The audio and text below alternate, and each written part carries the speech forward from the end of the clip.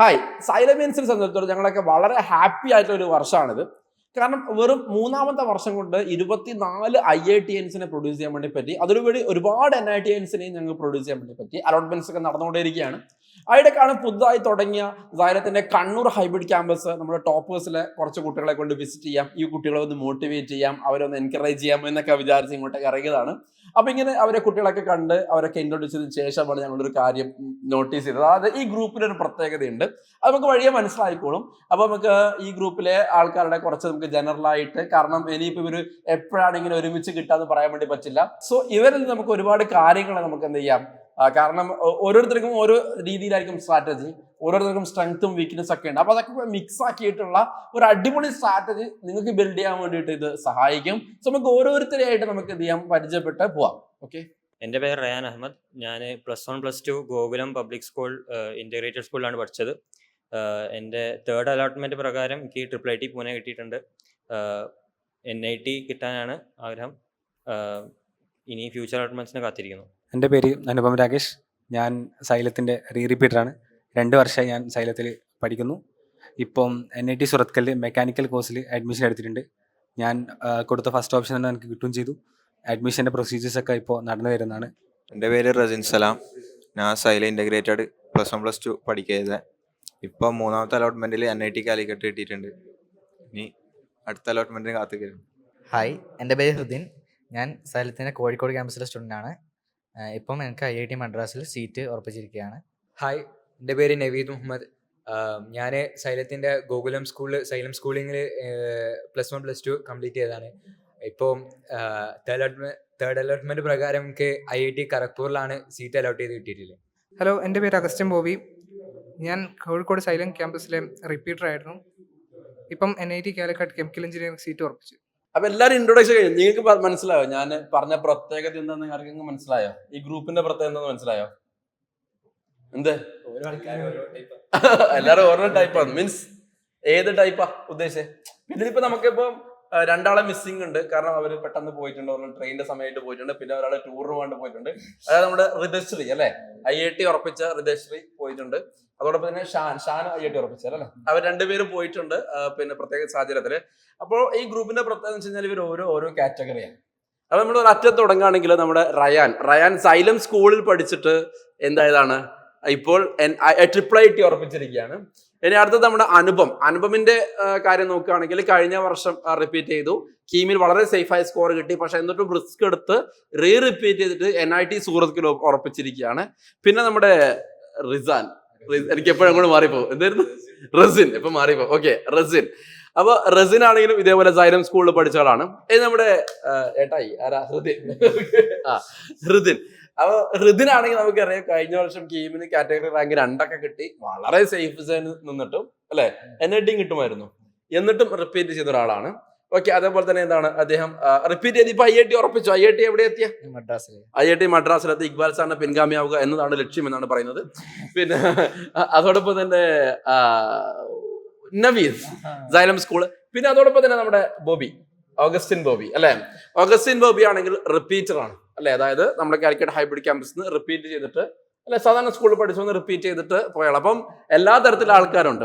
അതോടൊപ്പം ഹൃദയശ്രീയും അങ്ങനെയാണ് അല്ലെ, ഹൃദയശ്രീ സാധാരണ സ്കൂളിൽ പഠിച്ചു വന്ന് റിപ്പീറ്റ് ചെയ്തിട്ടുള്ളതാണ്. പിന്നെ നമ്മുടെ ഷാനെ കുറിച്ച് പറയുകയാണെങ്കിൽ പെർസെന്റേജ് എത്രയായിരുന്നു ഫസ്റ്റ് ഓർമ്മയുണ്ടോ? 68 അല്ലെ, 68% മാത്രമേ JEE മെയിൻ ഉണ്ടായിട്ടുള്ളൂ. പക്ഷെ ഇപ്പോൾ IIT ഏത് IIT കിട്ടിയ ഷാന്? IIT മദ്രാസ്. ഏത് ബ്രാഞ്ച്? ഓക്കെ, ലോക്ക് ചെയ്തിട്ടില്ല അല്ലെ. ഓക്കെ, അപ്പൊ തേർഡ് അലോട്ട്മെന്റ് ആയിട്ടുള്ള നമ്മൾ ഈ വീഡിയോ എടുക്കുന്ന സമയത്ത് കിട്ടി. അപ്പൊ ഒരു ഹെട്രോജീനിയസ് ഗ്രൂപ്പാണ് കിട്ടിയിരിക്കുന്നത്. അപ്പൊ അതുകൊണ്ട് തന്നെ ഇവർ ഓരോരുത്തരുടെയും സ്ട്രാറ്റജീസ് ഒക്കെ ഡിഫറെന്റ് ഒക്കെ ആയിരിക്കും. അപ്പൊ ഇപ്പൊ നമുക്ക് എന്തായാലും കുട്ടികൾ റിപ്പീറ്റ് ചെയ്യണോ വേണ്ടയോ തീരുമാനിക്കുന്ന ഒരു സമയമാണ്. അതോടൊപ്പം തന്നെ റിപ്പീറ്റിംഗ് തുടങ്ങിയ ഒരു സമയമാണ്. കുട്ടികൾ പലരും സ്ട്രഗിൾ ചെയ്യുന്ന സമയമാണ്. അതുകൊണ്ട് തന്നെ ആദ്യം തന്നെ നമുക്ക് നമ്മുടെ റിപ്പീറ്റർ ആയിട്ടുള്ള അഗസ്റ്റിൻ ബോബിയോട് അദ്ദേഹത്തിന്റെ സ്ട്രാറ്റജിയും കാര്യങ്ങളൊക്കെ ചോദിക്കാം. അഗസ്റ്റിൻ, ശരിക്കും റിപ്പീറ്റിംഗ് തുടങ്ങുന്ന സമയം എന്ന് പറയുമ്പോൾ നമ്മളെ സ്ട്രഗ്ലിംഗ് പീരീഡ് ആണ്. അത് നമ്മൾ പഠിച്ച് ഇത് തുടങ്ങുമ്പം നമുക്ക് ശരിക്കും ഒന്നും മനസ്സിലാവണമെന്നില്ല.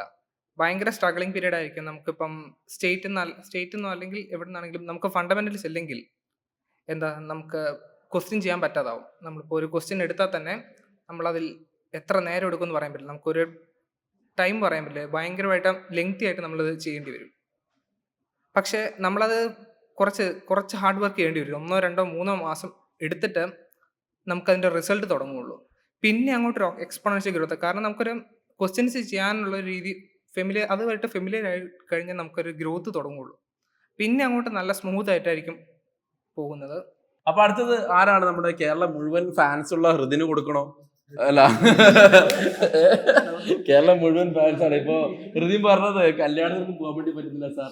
അതായത് പല ആൾക്കാരും കാണുന്ന സമയത്ത് എവിടെയോ കണ്ടിട്ടുണ്ടല്ലോ എന്ന് പറഞ്ഞിട്ട് പറഞ്ഞുകൊണ്ടിരിക്കുകയാണ്. ഓക്കെ, അതെ അതെ അതെ അതെ അതെ അതെ. അപ്പൊ എനിവേ നമുക്കൊരു കാര്യം ചെയ്യാം. ഹൃദയം ആദ്യം തന്നെ പറഞ്ഞു കഴിഞ്ഞാലേ ആ ഫാൻസാരൊക്കെ ഫുൾ വീഡിയോ കാണാതെ പോകും. നമുക്കൊരു കാര്യം ഇതിന് അവസാനത്തേക്ക് എത്തിക്കാം എന്നാണ് എനിക്ക് തോന്നുന്നത്. അപ്പൊ നമുക്ക് അടുത്തത് നമ്മുടെ കൂട്ടത്തില് മുതിർന്ന തലമുറയുള്ള ആളുണ്ട്. ആരാണ്? യെസ്, അനുപം. അല്ല, മുതിർന്ന തലമുറ എന്ന് പറയുമ്പോൾ എന്നെക്കാളും 1 വയസ്സ് മാത്രമേ കൂടുള്ളൂ, വേറെ ഒന്നുമില്ല. നമ്മളൊക്കെ ഒരേ ഏജാ. ഓക്കെ, ഒഴികെ ബാക്കി നമ്മളെല്ലാരും ഒരേ ഏജാണ്. അതെ, ഞാൻ നിങ്ങളെ താഴെയാണല്ലേ. സോറി. ഓക്കെ, അപ്പൊ എനിവേ അനുപം റിപ്പീറ്റർ ആണ്. നേരത്തെ പറഞ്ഞ പോലെ തന്നെ ഗെയിം സേഫായി കിട്ടിയിട്ടും നല്ല ധൈര്യപൂർവ്വം ഡിസിഷൻ എടുത്താണ്. അത് മാത്രമല്ല അനുപവിന് പ്രത്യേകത എന്ന് പറഞ്ഞാല് അനുപം സൈലത്തിന്റെ പ്യുവർ ഓഫ്ലൈൻ ക്ലാസ്സിലും ഉണ്ടായിരുന്നു. എക്സോർ വൈ സൈലത്ത് അല്ലെങ്കിൽ പിന്നെ പ്യുവർ ഓഫ്ലൈൻ റിപ്പീറ്റർ ഉണ്ടായിരുന്നു, ആൻഡ് ഹൈബ്രിഡിൽ ഉണ്ടായിരുന്നു. +2 മുതൽ സൈലത്തിലൂടെ ഉണ്ടായിരുന്നു. +2 മുതൽ ഉണ്ടായിരുന്നു. യൂട്യൂബ് വീഡിയോസ് ആയിട്ട്, അല്ലാതെ ഏതെങ്കിലും ബാച്ചിൽ അങ്ങനെയൊന്നും ഉണ്ടായിരുന്നില്ല. +2 ഏറെക്കുറെ പാസ്സായത് സൈലത്തിന്റെ വീഡിയോസ് കണ്ടത് കൊണ്ടും കൂടിയാണ് പാസ്സായത്. +2 പാസ്സായത്. എന്നിട്ട് +2 എത്ര മാർക്ക് ഉണ്ടായിരുന്നു? എനിക്ക് +2 99% +2 മാർക്ക്. +2 എന്ന സമയത്ത് ജയിക്ക് എത്ര പെർസെന്റ് ഉണ്ടായിരുന്നു? 60. ഫസ്റ്റ് 60, പിന്നെ അത് 70, സെക്കൻഡ് സെഷൻ 70. 70 ആയി. പിന്നെ റിപ്പീറ്റ് ചെയ്തപ്പോ എത്രയായി? 93 ആയി അല്ലേ? അത് പക്ഷെ റിപ്പീറ്റ് ചെയ്തപ്പം 93 എന്ന് പറഞ്ഞ പെർസെന്റേജ് എന്ന് പറയുമ്പം അത് അത്ര ക്ലാരിറ്റി ഇല്ല. ബിക്കോസ് 27 വിവാദമായ ഷിഫ്റ്റില് ഉണ്ടായതാണ്. ആ സമയത്ത് മാർക്ക് എത്ര ഉണ്ടായിരുന്നു? എനിക്ക് 160 അടുപ്പിച്ചിട്ടുണ്ടായിരുന്നു. 160, അതായത് 98 കിട്ടേണ്ടത് സമയത്ത് അല്ലെ? 98 കിട്ടണം. പക്ഷെ ആ ഒരു ഷിഫ്റ്റിനൊരു ഇഷ്യൂ ഉണ്ടായിരുന്നു. ഇന്നത്തെ ഈ വർഷത്തെ കുട്ടികൾക്ക് അത് അറിയാമെന്ന് അറിയില്ല. ആ വർഷം അങ്ങനെ ഭയങ്കര ഡിസ്പാരിറ്റി ഉണ്ടായിരുന്നു. അപ്പൊ അതുകൊണ്ട് കിട്ടാതിരുന്ന ആളാണ്. പക്ഷെ അതുകൊണ്ട് തളർന്നിരുന്നില്ല, റിപ്പീറ്റ് ചെയ്തു. അപ്പൊ പറ, എന്താണ് ആ ഒരു വ്യത്യാസം ഉണ്ടല്ലോ. അപ്പൊ നമ്മള് ഹൈബ്രിഡിലേക്ക് മാറിയ സമയത്തുള്ള എങ്ങനെയൊക്കെയാണ് സ്റ്റഡി സ്ട്രാറ്റജീസ് ഹെൽപ്പ് ചെയ്തത് എന്നൊക്കെ ഒന്ന് പറഞ്ഞേ. ഹൈബ്രിഡിലേക്ക് മാറുമ്പോൾ നമുക്ക് പ്രത്യേകിച്ച് പഠിക്കാനുള്ള സമയം നമുക്ക് ഒരുപാട് കിട്ടി. പഠിക്കാൻ മാത്രമല്ല, ബാക്കി എല്ലാത്തിനും നമുക്ക് റെസ്റ്റ്, വെറുതെ ഇരിക്കാനും, നമുക്ക് വെറുതെ ഇരിക്കുന്ന വെച്ചാൽ പഠിക്കുന്നതിനിടയിൽ റിലാക്സ് ചെയ്യില്ലേ, അതിനും ബാക്കി പഠിക്കാനും ക്വസ്റ്റ്യൻസ് വർക്കൗട്ട് ചെയ്യാനൊക്കെ നമുക്ക് ഒരുപാട് സമയം കിട്ടി. അപ്പോൾ അതന്നെ നമുക്ക് നമ്മുടേതായ രീതിയിൽ സെൽഫായിട്ട് പ്രിപ്പയർ ചെയ്യുന്ന കുട്ടികൾക്കാണെങ്കിൽ അത് ഭയങ്കര ഹെൽപ്പാണ്. നമ്മളൊരു ഇൻസ്റ്റിറ്റ്യൂട്ട് പഠിക്കുമ്പോൾ ഇൻസ്റ്റിറ്റ്യൂട്ടിൻ്റെതായ ഗൈഡൻസും അതിൻ്റെ കൂടെ തന്നെ നമ്മളേതായ ഒരു എഫേർട്ടും കൂടെ ഒരുമിച്ച് കൊണ്ടുപോകാണല്ലോ നമുക്ക് മാക്സിമം ഔട്ട്പുട്ട് കിട്ടുക. അപ്പോൾ അങ്ങനെ അത്യാവശ്യം നല്ല രീതിയിൽ ഈ 2ാമത്തെ വർഷം ഹൈബ്രിഡിൻ്റെ കൂടെ എനിക്ക് പോകാൻ പറ്റി.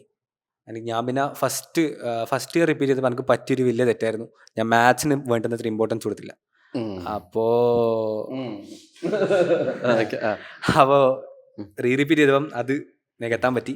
അത്യാവശ്യം മാത്സിനായിട്ട് നല്ല ടൈം സ്പെൻഡ് ചെയ്തു. അങ്ങനെ മാത്സിലും അത്യാവശ്യം നല്ല പെർസെൻറ്റേജായി. അടുപ്പിച്ച് ജെയ് എനിക്ക് ഫസ്റ്റ് ജെയ് ചെയ്തപ്പം മാത്സിൽ 42% ആയിരുന്നു. അത് സെക്കൻഡ് ചെയ്തപ്പം 98.8 അത്യാവശ്യം നല്ലൊരു പെർസെന്റിൽ എത്തിക്കാൻ പറ്റി. അതുകൊണ്ട് തന്നെ ഓവറോൾ പെർസെന്റേജിലും അത്യാവശ്യം നല്ലൊരു പെർസെന്റേജ് കിട്ടി. അപ്പൊ അതെങ്ങനെയാണ് ഇതിന്ന് അങ്ങോട്ടേക്ക് മാറിയത്? അഥവാ 42 എന്നുള്ള ഡ്രാസ്റ്റിക് ചേഞ്ച് ആണ് 98. അതെങ്ങനെയാണ് അത് വരുത്തിയത്? നമ്മൾ ചെയ്ത് നോക്കുമ്പോൾ ഉണ്ടാവുന്നൊരു എക്സ്പീരിയൻസ് ഇല്ലേ, ആ സംഭവം എനിക്ക് ഉണ്ടായിരുന്നില്ല. നമ്മൾ അധികം വർക്കൗട്ട് ചെയ്തില്ല. സില്ലി മിസ്റ്റേക്സ് വല്ലാണ്ട് പെട്ടെന്ന് തന്നെ വരുത്തുമായിരുന്നു. എനിക്ക് നല്ല നെഗറ്റീവ് അടിച്ചു. ആ നെഗറ്റീവൊക്കെ ഒഴിവാക്കിയപ്പോൾ തന്നെ അത്യാവശ്യം നല്ലൊരു പെർസെൻറ്റേജിലേക്ക് എത്താൻ പറ്റി. പിന്നെ ഞാൻ പറഞ്ഞില്ല, ടൈം കൊടുത്തു എന്ന് പറഞ്ഞില്ലേ, ആ ടൈം കൊടുത്തപ്പോൾ തന്നെ നമുക്ക് ഒട്ടുമിക്ക കാര്യങ്ങളും നമ്മൾ കൊടുക്കുന്ന ടൈമിലൂടെ നമുക്ക് മാറ്റിയെടുക്കാൻ പറ്റി. Yes, okay. അപ്പോൾ ചുരുക്കി പറഞ്ഞു കഴിഞ്ഞാൽ നമ്മൾ വർക്ക് ചെയ്ത് കഴിഞ്ഞാൽ മാത്സിനെ നമ്മൾ വഴിക്കാക്കാൻ വേണ്ടി പറ്റും. ഷുവറായിട്ട് പറ്റും. അതായത് വർക്ക് ചെയ്യുക, അതിനുള്ള മനസ്സുണ്ടാവുക എന്നുള്ളതാണ്. ഇനി അടുത്തത് നമുക്ക് ഇവിടെ എക്സാമിനേഷൻ അതായത് നമ്മൾ ഒരുപാട് എക്സാംസ് ഉണ്ടാവുമല്ലോ, മോക്ക് എക്സാം, അങ്ങനെ ഇങ്ങനെ ഒരുപാട് എക്സാംസ് ഉണ്ടാവുമല്ലോ. അപ്പോൾ ആ സമയത്ത് സ്വാഭാവികമായിട്ടും എന്താവും, മാർക്ക് കുറയും അല്ലെ? മാർക്ക് കുറയും, അതോടൊപ്പം തന്നെ മാർക്ക് കൂടുക. അപ്പോൾ സ്വാഭാവികമായിട്ട് മാർക്ക് കൂടിക്കഴിഞ്ഞാൽ നമുക്ക് സന്തോഷം ഉണ്ടാവും, കുറഞ്ഞു കഴിഞ്ഞാൽ പലരും ഡെസ്പാവും ചെയ്യും. ഓക്കെ, അപ്പോൾ അതേപോലത്തെ സിറ്റുവേഷൻസ് എങ്ങനെയാണ് ടാക്കിൾ ചെയ്യുക എന്ന് ആരാണ് പറയുന്നത്? പിന്നെ ഞാനിപ്പം ഒരു ചോദ്യത്തിന് ഒരാൾക്കാണ് അവസരം കൊടുക്കുന്നത്. പക്ഷെ അതിലുപരി എന്തെങ്കിലുമൊക്കെ പറയാനുണ്ടെങ്കിൽ പറയാം കേട്ടോ. ഇപ്പം ഫോർ എക്സാമ്പിൾ ഹൈബ്രിഡിനെ കുറിച്ച് എക്സ്ട്രാ എന്തെങ്കിലും പറയാനുണ്ടെങ്കിൽ പറയാം.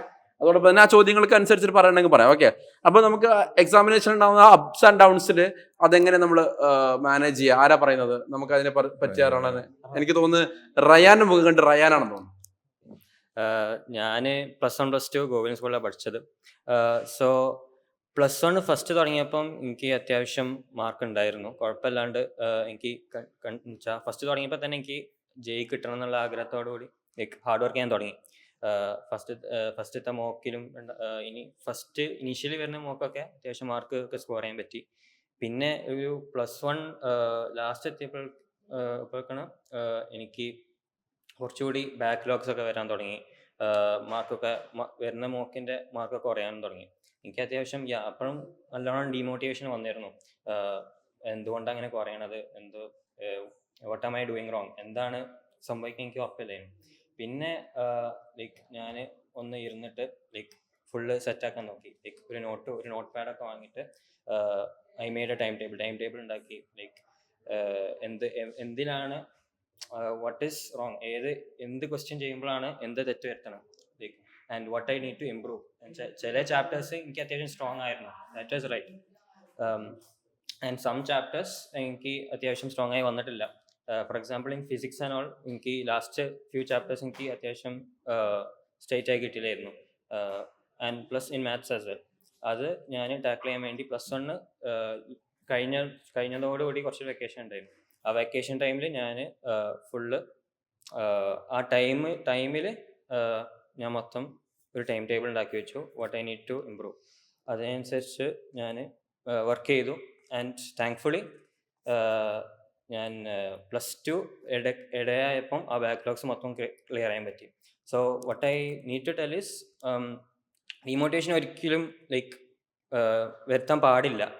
To stop that you have to understand instead of demotivating yourself. എനിക്ക് ചെയ്യാൻ പറ്റില്ല, എനിക്ക് അത് കഴിയൂല അങ്ങനെ തിങ്ക് ചെയ്യുന്നതിന് പകരം നമ്മളൊന്ന് we have to sit down and relax. It's just it's not your problem. Mind block ഒക്കെ എല്ലാവർക്കും ഉണ്ടാകുന്നതാണ്. We need to sit down and note down what's going on. എന്തുകൊണ്ടാണ് ഇങ്ങനെ സംഭവിക്കുന്നത് നോട്ട് ഡൗൺ ചെയ്താൽ നമുക്ക് മനസ്സിലാകാം എന്താണ് like what we need to do. അതിനനുസരിച്ച് നമ്മൾ വർക്ക് ചെയ്താൽ എന്തായാലും നമുക്ക് ഹാർഡ് വർക്ക് ചെയ്യാൻ പറ്റും. That's all. അപ്പൊ നമ്മുടെ റയാന് പിന്നെ ബാക്ക്ലോഗ് ക്ലിയർ അടക്കുന്ന കാര്യം അടക്കം പറഞ്ഞു കഴിഞ്ഞു. പക്ഷെ അത് സൈലം സ്കൂളിൽ പഠിക്കുന്ന ഒരു കുട്ടി എങ്ങനെ ക്ലിയർ ചെയ്യണമെന്നാണ് പറഞ്ഞത്. ഇനി റിപ്പീറ്റേഴ്സിന് ബാക്ക്ലോഗ് വന്നു കഴിഞ്ഞാൽ എങ്ങനെ ക്ലിയർ ചെയ്യണം എന്നുള്ള കാര്യം ഇപ്പോൾ ആരാണ് പറയുക? യെസ്, ഓക്കെ, നമ്മുടെ കേരളം മൊത്തം ഫാൻസ് ഉള്ള ഹൃദിനേട്ടായി പറയൂ. എനിക്ക് തന്നെ അധികം ബാക്ക്ലോഗ്സ് ഉണ്ടായിരുന്നില്ല, 2-3 ചാപ്റ്റേഴ്സ് മാത്രമാണ് മെയിൻലി അത് പെട്ടെന്ന് ക്ലിയർ ആയി പോയി അല്ലേ? എക്സ്പീരിയൻസ് ഉള്ള പറയും. വേറെ ബാക്ക്ലോഗിൽ ആരും കൊണ്ടോ? ഇഷ്ടം പോലെ ബാക്ക്ലോഗ്സ് ഉണ്ടായിരുന്നു. ബാക്ക്ലോഗ് ക്ലിയർ ചെയ്യാൻ ഏറ്റവും നല്ല സിസ്റ്റം ഹൈബ്രിഡ് ആണെന്ന് ഞാൻ പറയും. കാരണം ഹൈബ്രിഡ് നമുക്ക് ഒരു ദിവസം ക്ലാസ്, നമുക്ക് ഓൺ ഗോയിങ് ക്ലാസ്സസ് നമുക്ക് വേണമെങ്കിൽ നമ്മളെന്താ ഓഫ്ലൈനിലും എടുക്കുന്നുണ്ട്, ഓൺലൈനിലും എടുക്കുന്നുണ്ട്. കൂടാതെ നമുക്ക് എക്സ്ട്രാ ടൈം കിട്ടുന്നുണ്ട് സ്വയം പഠിക്കാൻ വേണ്ടി. അപ്പം നമുക്ക് ഈ ഉള്ള ബാക്ക്ലോഗ്സ് നമുക്ക് ആ കിട്ടുന്ന 1 day ലീവ് ആ ദിവസം നമുക്ക് ക്ലിയർ ചെയ്യാനുള്ള ഇത് കിട്ടുന്നുണ്ട്. കൂടാതെ ഫാക്കൽറ്റി സപ്പോർട്ട് ഇഷ്ടം പോലെ. നമുക്കൊരു കൺസെപ്റ്റ് ക്ലിയർ ആവുന്നില്ലെന്ന് പറയുകയാണെങ്കിൽ ഹൈബ്രിഡ് ആയതുകൊണ്ട് സാർമാർ എല്ലാവരും എപ്പോഴും സപ്പോർട്ടിനുണ്ടായിരുന്നു. ക്ലാസ്സസിനാണെങ്കിലും അവരെ ആ സമയത്ത് നമുക്ക് ക്ലാസ് കഴിഞ്ഞിട്ട് അവരുടെ അടുത്ത് ഡൗട്ട് ചോദിക്കാനുള്ള സമയമുള്ളൂ. അവർ ഇഷ്ടം പോലെ എത്ര നേരം എന്ന് വെച്ചാലും നിൽക്കും, നിന്ന് അവർ ഡൗട്ട് ക്ലിയർ ആയി മൊത്തം ഇതാന്ന് പറഞ്ഞാലേ അവർ വിടുകയുള്ളൂ. ഓക്കെ, ആ ബാക്ക്ലോഗ്സ് എങ്ങനെ റിപ്പീറ്റേഴ്സ് ക്ലിയർ ചെയ്യാന്നുള്ള കാര്യം നമുക്ക് ഈ വീഡിയോയുടെ ഉദ്ദേശം എന്ന് പറഞ്ഞാൽ ഒരു പാക്കേജ് ആയിരിക്കും. ഏത് ലെവലിലുള്ള കുട്ടിക്കും എല്ലാ തരത്തിലുള്ള സ്ട്രാറ്റജിയും ബിൽഡ് ചെയ്യാൻ വേണ്ടി പറ്റണം. അതാണ് നമ്മുടെ ഉദ്ദേശം കേട്ടോ. അപ്പൊ ഇനി നമ്മൾ ഏതെങ്കിലും ഒക്കെ എക്സാം സ്ട്രാറ്റജി, എക്സാമിനേഷൻ എഴുതുന്ന സ്ട്രാറ്റജിയുമായി ബന്ധപ്പെട്ട് ആരാണ് സംസാരിക്കുക? എക്സാമിനേഷൻ നവീൻ. ഭാവിയിലെ അഭിഷേക് ഗുരുവായൂരാവാൻ സാധ്യതയുള്ള നവീൻ ദ മോട്ടിവേറ്റർ. ക്ലാസ്സിലേക്ക് കയറിയ സമയത്ത് പിന്നെ എന്താ പറയാ, കുട്ടികള് നവീദിന്റെ മോട്ടിവേഷൻ തരിച്ചിരിക്കുകയായിരുന്നു. പറഞ്ഞോ. എക്സാം സ്ട്രാറ്റജി എന്ന് പറയുമ്പോൾ ജെയ് മെയിൻസ് പോലത്തെ പരീക്ഷയിൽ എന്ന് പറയുമ്പം നമ്മൾ ഫസ്റ്റ് ഏറ്റവും കൂടുതൽ അറിയേണ്ടതെന്ന് പറയുമ്പോൾ ജെയ് മെയിൻസിന്റെ പ്രീവിയസ് ക്വസ്റ്റ്യൻ നമ്മൾ പ്രിപ്പയർ ചെയ്യുമ്പോൾ തന്നെ നമുക്ക് മനസ്സിലാവും ജെയ് മെയിൻസ് എക്സാം ആകെ ബുദ്ധി മാത്രം ടെസ്റ്റ് ചെയ്യുന്ന ഒരു എക്സാം അല്ല എന്നാണ് നമ്മൾ തിരിച്ചറിയേണ്ടത്. ബാക്കിയൊക്കെ മിക്ക നമ്മൾ ബുദ്ധി മെമ്മറി മാത്രം ടെസ്റ്റ് ചെയ്യുന്നതാണെങ്കിലും ജെയ് മെയിൻസ് എക്സാം എന്ന് പറയുമ്പം മാത്സിലായ നമ്മളെ സ്കില്ലും കൂടി ടെസ്റ്റ് ചെയ്യും. ഇപ്പോൾ കാൽക്കുലേഷൻ സ്പീഡ്, പിന്നെ നമുക്ക് എത്ര പെട്ടെന്ന് ഉത്തരം ഉണ്ടാക്കാൻ പറ്റും, നമുക്ക് ഏറ്റവും easiest approach displacement over distance എന്ന രീതിയിൽ ഒരു അപ്രോച്ച് കൊടുക്കാൻ പറ്റുമോ ഓരോ ക്വസ്റ്റ്യന് അത്ര. പിന്നെ ഏറ്റവും വലിയ ഇത് പറയുമ്പോൾ ഏത് ക്വസ്റ്റ്യൻ ചെയ്യണം എന്ന് അറിയുന്നത് എല്ലാ ടീച്ചർമാരും മിക്ക ടീച്ചർമാരും പറയുന്നത് ഏത് ക്വസ്റ്റ്യൻ വിടണം എന്ന് അറിയുന്നത് ഒരു എക്സാമിനേഷൻ സ്ട്രാറ്റജിയിൽ ഏറ്റവും അടിപൊളിയായിട്ടുള്ള സംഭവമാണ്. അപ്പം നമ്മൾ ഒരു ജെയ് മെയിൻസ് പോലത്തെ പരീക്ഷ ആയാലും ഏത് കോമ്പറ്റേറ്റീവ് എക്സാം ആണെങ്കിലും എനിക്ക് പറയാനുള്ളത് പറയുമ്പോൾ നമ്മൾ എക്സാം ആദ്യം പഠിക്കണം. എക്സാമിന് വേണ്ടി ആദ്യം പഠിക്കുന്നതിന് മുമ്പ് എക്സാം ആദ്യം എന്താണ്, എക്സാമിന് എങ്ങനെയാണ് അപ്രോച്ച് ചെയ്യേണ്ടത്, എക്സാം എങ്ങനെയൊക്കെ ഉണ്ടാവുക എന്ന രീതിയിലുള്ള ഒരു അപ്രോച്ചാണ് നമ്മൾ ചെയ്യേണ്ടത്. പ്രീവിയസ് ഇയർ ക്വസ്റ്റ്യൻ പ്രാക്ടീസ് ചെയ്ത ഒരാൾക്ക് ഉറപ്പായിട്ട് കിട്ടുന്നതാണ് ഞാൻ പറയാം. പ്രീവിയസ് ഇയർ ക്വസ്റ്റ്യൻ എന്ന് വെച്ചാൽ പ്രാക്ടീസ് ചെയ്യുന്ന പറയുമ്പോൾ ക്വസ്റ്റ്യൻ നോക്കുക, സൊല്യൂഷൻ നോക്കുക, ഉത്തരം അറിയുക, അങ്ങനെയല്ല. ആ ക്വസ്റ്റ്യൻ ചെയ്ത് തീർക്കാൻ കഴിയുന്ന ഒരാളാണെങ്കിൽ ഉറപ്പായിട്ടും ജെയ് മീൻസ് പോലത്തെ എക്സാം ക്ലിയർ ചെയ്യും. കാരണം ഇത് mostly 99% of the time pattern recognition ആണ്. അതാണ് ഏറ്റവും വലിയ ഇത് പറഞ്ഞത്. നമ്മൾ മെയിൻസിൽ നിന്ന് അഡ്വാൻസിലേക്ക് പോകുമ്പോൾ ഉള്ളൊരു വലിയൊരു ഡിഫറൻസ് ആണ് എന്ത് പാറ്റേൺ റെക്കഗ്നീഷൻ. എന്നുവെച്ചാൽ മെയിൻസിൽ നമ്മൾ ഒരു PYQ ചെയ്യുകയാണെങ്കിൽ ഒരു ക്വസ്റ്റ്യന് നമ്മളൊരു ചാപ്റ്റർ എടുത്ത് നോക്കിയാൽ 10 ക്വസ്റ്റ്യൻ ചെയ്താൽ 10 ക്വസ്റ്റ്യൻ ഓൾമോസ്റ്റ് നമുക്ക് തന്നെ എത്തും. ഇത് സിമിലർ ക്വസ്റ്റ്യൻ ആണല്ലോ, ഇതിന്ന് ആകെ ഒരു വാല്യൂ ചേഞ്ച് ചെയ്യുക അല്ലെങ്കിൽ ഒരു സെഗ്മെന്റ് മാത്രം ചേഞ്ച് ചെയ്തെടുത്ത ഒരു ക്വസ്റ്റ്യൻ ആണല്ലോ നമുക്ക് തന്നെ ഫീൽ ചെയ്യും. പക്ഷെ നമ്മളത് പഠിക്കുന്നതിന് 10 ക്വസ്റ്റ്യൻ പഠിച്ചാൽ 11ാമത്തെ ക്വസ്റ്റ്യൻ നമുക്ക് 10 ക്വസ്റ്റ്യൻ നമ്മൾ ഒരു കീ നോക്കിയിട്ടോ അല്ലെങ്കിൽ ഒരു 50% ഹെൽപ്പ് 20% ഹെൽപ്പ് എടുത്താൽ ബാക്കിയുള്ള 11ാമത്തെ ക്വസ്റ്റ്യൻ നമ്മൾ ചെയ്യുമ്പോൾ ഓട്ടോമാറ്റിക്കലി അത് നമുക്ക് ഹെൽപ്പ് ഇല്ലാതെ ചെയ്യാൻ പറ്റും ഫുള്ളി ഫ്രീ ആയിട്ട്. അപ്പം അങ്ങനെയാണ് നമ്മൾ ശരിക്കും PYQ നമ്മൾ പ്രിപ്പറേഷൻ എത്തുക. പിന്നെ കണ്ടിന്യൂറ്റി ഇൻ പ്രിപ്പറേഷൻ എന്ന് പറയുമ്പോൾ നമ്മൾ PYQ ചെയ്ത് അതിലുള്ള ക്വസ്റ്റ്യൻസ് ചെയ്ത് DPP മെറ്റീരിയൽ പിന്നെ GIB അങ്ങനത്തെ സൈലത്തിൻ്റെ എക്സാംസ് ഒക്കെ ഉണ്ടാവും. പിന്നെ മോക്ക് എക്സാം ആയിട്ടുള്ളത് പിന്നെ DPP പേപ്പർ ഇങ്ങനെ നമ്മൾ ചെയ്യുന്ന പറയുമ്പം നമ്മൾ ഡെയിലി ഇതിലാണ് നമ്മൾ ക്വസ്റ്റ്യൻസ് ചെയ്യലാണ് നമ്മൾ ഡെയിലി ഇത് പ്രാക്ടീസ് എന്ന് പറയുമ്പം. പിന്നെ GIB പോലത്തെ എക്സാംസ് നമ്മൾ എഴുതി തീർന്നിട്ട് ഇപ്പോൾ CBT എക്സാംസ് ജയിക്കാണെങ്കിൽ CBT എക്സാം പ്രൊവൈഡ് ചെയ്യുന്നുണ്ട്. ഈ CBT എക്സാംസ് നമ്മൾ എഴുതി കഴിയുമ്പോൾ നമ്മൾ തന്നെ ഓൾമോസ്റ്റ് ഇപ്പോൾ എനിക്കുണ്ടായ പേഴ്സണലി ഓൾമോസ്റ്റ് എല്ലാവർക്കും ഉണ്ടായ പേഴ്സണലി ഫീൽ നമ്മളൊരു അവസാനം എത്തിയപ്പോൾ ഫുള്ള് മോക്കായിരുന്നു. അപ്പോൾ ആ ഫുള്ള് മോക്ക് എത്തിയപ്പോൾ തന്നെ നമ്മൾ ജെയ് മെയിൻസിലേക്ക് പോയി എഴുതിയത് ഒരു സ്ട്രെസ് ഫ്രീ ആയിട്ട് നമ്മളൊരു മോക്ക് എക്സാം കണ്ടിന്യൂ ചെയ്യുന്ന മോക്ക് എക്സാമിൻ്റെ ഒരു അടുത്ത ദിവസം ജെയ് മെയിൻസ് ആകുന്ന രീതിയിലാണ്. ഒരു പോകുന്നതിന് ടെൻഷൻ ഉണ്ടാവും, പക്ഷെ അല്ലാതെ തന്നെ നമ്മൾ ആ ക്വസ്റ്റ്യൻസ് അത്രയും പ്രാക്ടീസ് ചെയ്ത് നമ്മൾ ആ എക്സാമിൻ്റെ പ്രഷറിൽ നമ്മൾ ഇരുന്ന് ബാക്കിയുള്ളവരായിട്ട് കോമ്പീറ്റ് ചെയ്ത് നിന്നുകൊണ്ട് ഉറപ്പായിട്ട് നമുക്ക് ജെയ് മെയിൻസിൻ്റെ എക്സാമും നമ്മൾ ടെൻഷൻ ഫ്രീ ആയിട്ട് ഓൾമോസ്റ്റ് ആയിട്ട് കിട്ടും.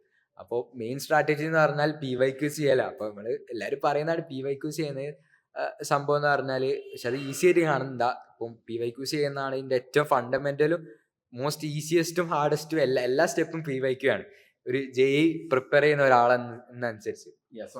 അപ്പൊ അതില് പിന്നെ ഒരു ഡൗട്ട് ഇപ്പൊ കുട്ടികൾക്ക് ഉണ്ടാവുക, കാരണം കുട്ടികൾ ഇതുവരെ തിയറി ബേസ് ചെയ്തിട്ട് പഠിച്ച കുട്ടികളായിരിക്കും അല്ലെ. പെട്ടെന്നാണ് എന്തൊക്കെ വരുന്നത് ക്വസ്റ്റ്യൻ ബേസ്. അപ്പം അതിനെങ്ങനെയാണ് കൂടുതൽ തിയറി പഠിക്കണോ? നമ്മളെപ്പോഴും പറയാറുണ്ട് NCERT is the Bible of entrance എന്നൊക്കെ പറയാറുണ്ട്. അപ്പൊ NCERT കംപ്ലീറ്റ് ആയിട്ട് വായിച്ചിരിക്കണോ? എന്താണ് നമ്മൾ ചെയ്യേണ്ടത്? അതിന് ഉത്തരം ആരാ പറയുന്നത്? കമോൺ, അനുപം പറയുന്നു. രണ്ടുപേരും മുഖത്ത് ഉത്തരം വ്യഗ്രതയോടെ കയറുന്നുണ്ട്.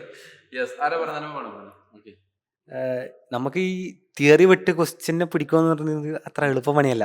നമ്മളിപ്പം പഠിക്കാനിരിക്കുമ്പം നമുക്ക് എപ്പം തിയറിനോട് ഒരു താല്പര്യം കൂടുതൽ തോന്നുക, ക്വസ്റ്റ്യനോട് ഇപ്പോൾ ഒരു പേടിയോടെ നമ്മൾ കാണുക. എനിക്കും പേഴ്സണലായിട്ട് അങ്ങനെ തന്നെയായിരുന്നു. എനിക്ക് ക്വസ്റ്റ്യൻ വിട്ട് തിയറിയിലേക്ക് പോകാൻ ഭയങ്കര മടിയായിരുന്നു.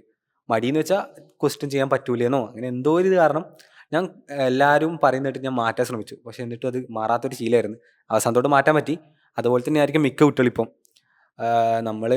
നമ്മൾ ശരിക്കും ചെയ്യേണ്ടത് നമുക്കിപ്പം ഒരു ചാപ്റ്റർ റിവൈസ് ചെയ്യുന്നു, മുന്നേ പഠിച്ച ചാപ്റ്ററാണ്. ആ ചാപ്റ്റർ റിവൈസ് ചെയ്യുമ്പോൾ ആ ചാപ്റ്ററിൻ്റെ ക്വസ്റ്റ്യൻസ് മാത്രം നമ്മളെടുത്ത് വർക്കൗട്ട് ചെയ്താൽ മതി. ആദ്യം തന്നെ നമ്മൾ തിയറി പോയാൽ നമുക്ക് അറിയുന്ന തിയറി ഏതാ അറിയാത്ത തിയറി ഏതാ നമ്മൾ തിയറി മാത്രം നോക്കുമ്പോൾ നമുക്ക് മനസ്സിലാവില്ല. നമ്മൾ അറിയുന്നതിന് അറിയാത്തതിനാൽ ഒരേ സമയം ഇൻവെസ്റ്റ് ചെയ്യേണ്ടി വരും. അത് ശരിക്കും ഒരു നഷ്ടമായിട്ടാണ് എനിക്ക് തോന്നുന്നത്.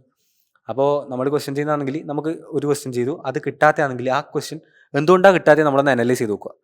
അപ്പോൾ അങ്ങനെ അനലൈസ് ചെയ്യുമ്പോൾ നമുക്ക് മനസ്സിലാവും, ഒന്നിക്കൽ നമ്മളെ കൺസെപ്റ്റ് ക്ലാരിറ്റി ഇല്ലാത്തതുകൊണ്ടായിരിക്കാം, അല്ലെങ്കിൽ എൻ്റെ കാൽക്കുലേഷൻസ് ആപ്ലിക്കേഷൻസ് മനസ്സിലാവാത്തതുകൊണ്ടിരിക്കാം. ഇനിയിപ്പം ക്ലാരിറ്റി ഇല്ലാത്തതാണെങ്കിൽ നമുക്ക് നേരെ ആ ഒരു ക്വസ്റ്റ്യൻ ചെയ്യാൻ വേണ്ടി മാത്രമുള്ള തിയറിയിലേക്ക് കടക്കുക.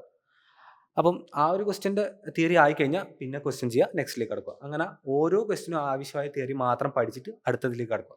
അതാകുമ്പോൾ നമുക്ക് ടൈം നല്ല രീതിയിൽ മാനേജ് ചെയ്യാൻ പറ്റും. Yes, well explained. ഓക്കെ, അപ്പോൾ നമ്മൾ അക്കാഡമിക്കലി കുട്ടികൾക്ക് സാധാരണ വരുന്ന എല്ലാ കാര്യങ്ങളും പറഞ്ഞു കഴിഞ്ഞു തോന്നുന്നു അല്ലേ? പറഞ്ഞു കഴിഞ്ഞല്ലേ? ഇല്ലേ സ്കൂളിന് കാര്യങ്ങളൊക്കെ എല്ലാം പറഞ്ഞു കഴിഞ്ഞു അല്ലെ. അപ്പൊ ബാക്ക്ലോഗും പറഞ്ഞു, എക്സാമും കാര്യങ്ങളൊക്കെ പറഞ്ഞു. ഓക്കെ, ഇനി അടുത്തത് നമുക്ക് സൈലം ലൈഫിനെ കുറിച്ചൊക്കെ സംസാരിക്കാം. റെഡിയാണോ? അത് സംസാരിക്കുമ്പോഴാണ് എല്ലാവരും മുഖത്ത് ഒരു എനർജിയൊക്കെ കയറി വരുന്നുണ്ട്. എന്താണെന്നറിയില്ല, റിസാൻ എന്തോ വെടിപൊട്ടിക്കാൻ വേണ്ടി വെച്ചിട്ടുണ്ടെന്നോ, റസിൻ മാറിപ്പോയപ്പോഴും. അപ്പൊ എനിവേ, പക്ഷേ നമുക്ക് ഇവിടുന്ന് മനസ്സിലാക്കേണ്ട കാര്യം എന്ന് പറഞ്ഞാല്, മക്കൾ ഇവരെയൊക്കെ കാണുന്ന സമയത്ത്, അതുപോലെ തന്നെ നമ്മൾ ആബ്സെന്റ് ആയിരിക്കുന്ന മീൻസ് ഇത്ര സമയം നമ്മുടെ കൂടെ ഉണ്ടായിട്ട് പോയാൽ അവരെ കാണുന്ന സമയത്ത് നമ്മൾ മനസ്സിലാക്കേണ്ടത് ജെ എന്ന് പറഞ്ഞാൽ ഏതെങ്കിലും ഒരു പർട്ടിക്കുലർ ഗ്രൂപ്പിന് വേണ്ടിയിട്ട് കൊടുത്തതല്ല. അതായത് മുമ്പ് മുതലേ 6ാം ക്ലാസ് മുതലേ ഫൗണ്ടേഷൻ പഠിക്കുന്ന കുട്ടികൾക്കോ, അല്ലെങ്കിൽ ഇന്റർഗ്രേറ്റ് സ്കൂളിൽ മാത്രം പഠിക്കുന്ന കുട്ടികൾക്കോ, അല്ലെങ്കിൽ പിന്നെ റിപ്പീറ്റേഴ്സിനോ അങ്ങനെയൊന്നും അല്ല. അതായത് പ്രോപ്പറായിട്ട് നമ്മൾ പഠിച്ചു കഴിഞ്ഞാൽ ഏത് ആൾക്കാർക്കും നമുക്ക് എന്ത് ചെയ്യാൻ വേണ്ടി പറ്റും, ചെയ്യാൻ വേണ്ടി. അതിന്റെ ബെസ്റ്റ് എക്സാമ്പിൾസ് ആണ് നമ്മുടെ കൂടെ എന്താക്കുന്നത് ഇവിടെ ഇരിക്കുന്നത് അല്ലെ. ഇതിലാരും 6ാം ക്ലാസ് മുതൽ ഫൗണ്ടേഷൻ കുട്ടി ആരെങ്കിലും ഉണ്ടോ? ഇല്ലെന്ന് തോന്നുന്നില്ല. ഇല്ല, റെഡി അല്ലേ? ഇന്ന് സ്കൂളിൽ പഠിച്ച ആൾക്കാരുണ്ട്, പക്ഷെ +2 കഴിഞ്ഞിട്ട് മാത്രം പിന്നെ നോക്കിയ ആളുണ്ട് അല്ലെ. അപ്പൊ അല്ലാതെ അതുപോലെ ഋതുശ്രീയും അങ്ങനെ തന്നെയാണ്. ഓക്കെ, അതോടൊപ്പം തന്നെ നമ്മുടെ ഷാനും അങ്ങനെ തന്നെയാണ്. അങ്ങനെ ഒരുപാട് ടീമുണ്ട്, ശ്രദ്ധിക്കുക. അപ്പൊ അതോടെ നമ്മൾ ടീച്ചേഴ്സിന്റെ കാര്യത്തിൽ എടുക്കുകയാണെങ്കിൽ ഫോർ എക്സാമ്പിൾ നമുക്ക് അഖിൽ സാറ് NITN ആണ്. +2 കഴിഞ്ഞിട്ടാണ് പുള്ളിക്കാരൻ അതിനെ കുറിച്ച് ആലോചിക്കുന്നതാണ് പറഞ്ഞത്. റെഡി അല്ലേ?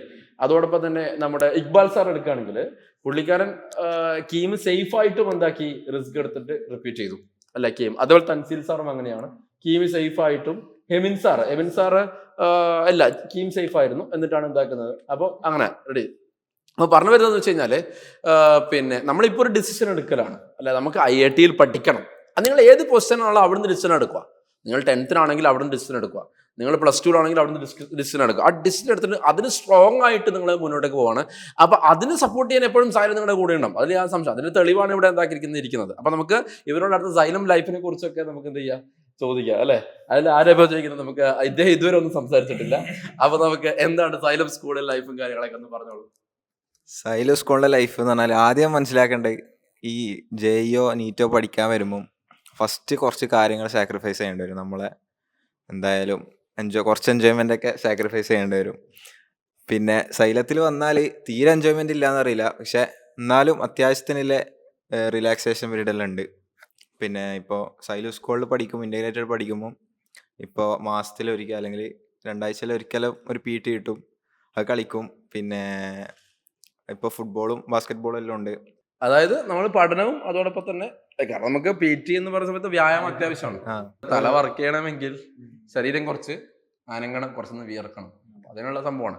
അതോടൊപ്പം നമ്മൾ ഒരുപാട് പഠിച്ചിട്ട് ഇങ്ങനെ സമയത്ത് നമുക്ക് ചിലപ്പോൾ റിലാക്സേഷൻ അല്ലെ, ഒന്ന് എല്ലാ ഫ്രണ്ട്സിനും കൂടെ ഒക്കെ ഒരു റിലാക്സേഷൻ, അതൊക്കെ എന്താണ് അത്യാവശ്യമാണ്. അപ്പൊ അതാണ് പിന്നെ കുറെ ഫെസ്റ്റിവല്, ആനുവൽ ഡേ ഇടയ്ക്ക് അങ്ങനെയൊക്കെ ഉണ്ടാവും. പിന്നെ ഹോസ്റ്റൽ ലൈഫ് അതിനൊരു നല്ലൊരു എൻജോയ്മെന്റ് ആണ്. നിങ്ങളെ ഹോസ്റ്റലിലെ ചെണ്ട ആരാണ്? അഗ്രജ് ഇതിലില്ല അല്ലേ? ഇല്ല അല്ലേ? ഞാൻ ഷഹൽ എന്നൊന്നും ഉത്തരം കിട്ടുന്നില്ല ചോദിച്ചത്. ഇല്ല, ഓനുണ്ട്, പക്ഷെ മെയിൻ ആൾ അഗ്രജ് ആണ്. അല്ലേ? ആണല്ലേ? ആ ഷഹൽ നമ്മുടെ മറ്റൊരു IITN ആണ് അല്ലെ. ഇപ്പൊ നമ്മുടെ ഈ ഗ്രൂപ്പിലില്ല. പിന്നെ അടുത്തത് നമ്മുടെ റിപ്പീറ്റഡ് ലൈഫിൽ എങ്ങനെയുണ്ട് നമ്മുടെ ക്യാമ്പസ് ലൈഫൊക്കെ? അടിപൊളിയാണ്. നമ്മളെപ്പം എൻട്രൻസ് പറയുമ്പോൾ സ്ട്രെസ് എന്നല്ലേ പറയാ. അതെ. അങ്ങനത്തെ വലിയ രീതിയിൽ പേഴ്സണലായിട്ട് എനിക്ക് അങ്ങനെ വലിയ സ്ട്രെസ് ഒന്നും ഉണ്ടായിരുന്നില്ല. 2 വർഷം പഠിച്ചതാണ്. എന്നാലും ആ ഡിസിഷൻ മേക്കിങ്ങിന്റെ കുറച്ച് പണി ഉണ്ടായിരുന്നു എന്നല്ലാണ്ട് ആ സമയത്ത് അത് എന്താ പറയാ, ഒരു കീം വേണോ JEE വേണോ എന്നുള്ളൊരു കൺഫ്യൂഷൻ കാരണം. വേറെ നമുക്ക് അവിടെ നിന്ന് പഠിക്കുന്ന സമയത്ത് ഒരു തരത്തിലുള്ള സ്ട്രെസ്സും അങ്ങനെ ഉണ്ടായിട്ടൊന്നുമില്ല. അത്യാവശ്യം പഠിത്തത്തിന് പഠിത്തം, ഫുഡിന് ഫുഡ്, ഉറക്കത്തിന് ഉറക്കം എല്ലാം ഉണ്ടായിരുന്നു. റിലാക്സേഷന് അത്യാവശ്യം അടിപൊളിയായിരുന്നു. ഇടക്കിടക്കുള്ള ടീച്ചേഴ്സ് ഒക്കെ എങ്ങനെയാണ്? ഭയങ്കര പിന്നെ ചാക്കോമാഷാണോ? സാറിനെ പോലെ അത്യാവശ്യം കമ്പനി എല്ലാവരും.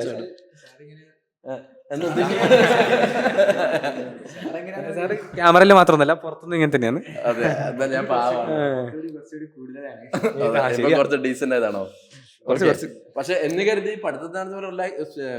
പഠിത്തത്തിന്റെ കാര്യത്തിൽ വല്ല കോംപ്രമൈസ് ഉണ്ടോ? ഇല്ല, നമ്മളെ എല്ലാ രീതിയിലും സപ്പോർട്ട് ചെയ്യുന്ന സാറന്മാരും മെന്റേഴ്സും ഒക്കെയാണ്. ഞാൻ പറഞ്ഞില്ലേ, എനിക്ക് ഈ ഡിസിഷൻ എടുക്കുന്ന സമയത്ത് ഏറ്റവും കൂടുതൽ എൻ്റെ കൂടെ വന്നത് അവിടുത്തെ വെസ്റ്റിലെ സാറന്മാരാണ്. അരുൺ സാർ, അഖിൽ സാർ, പിന്നെ അവിടുത്തെ മെന്റേഴ്സ്, അവരൊക്കെ ഒരുപാട് സപ്പോർട്ട് ചെയ്തു. ഓക്കെ, അത്രേ ഉള്ളൂ. അത്രേ ഉള്ളൂ. ഓക്കെ, അപ്പോ പിന്നെ വേറെ കാര്യം, ഇങ്ങനെ കമ്പനി അടിച്ചിരിക്കുന്ന നോക്കണ്ട, പഠിച്ചിട്ട് മര്യാദക്ക് പഠിച്ചിട്ടുള്ള സ്വഭാവം മാറും അല്ലേ? അല്ലേ ഹൃദിനെ? ഓക്കെ. എന്തായാലും സ്കൂളിലും പഠിച്ചു, അതോടൊപ്പം റിപ്പീറ്റും ചെയ്ത നമ്മുടെ സ്വന്തം ഹൃദിൻ ബ്രോ, കേരളത്തിന്റെ ഹൃദിൻ ബ്രോ പറയൂ. എന്താ പറയണ്ടേ? എന്താ പറയുക, സൈലന്റ് ലൈഫിനെ കുറിച്ച് പറയൂ. അദ്ദേഹം വളരെ കുറച്ച് സംസാരിക്കുള്ളൂ, അതുകൊണ്ടാണ് പറഞ്ഞോളൂ. ഞാൻ ഇവിടെ 3 വർഷമായി ഇപ്പം.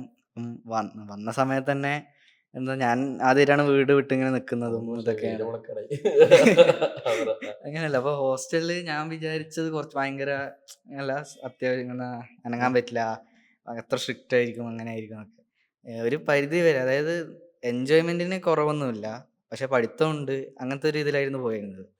അതിനായി സപ്പോർട്ട് ചെയ്യാൻ വേണ്ടി ഫ്രണ്ട്സും ഉണ്ട്.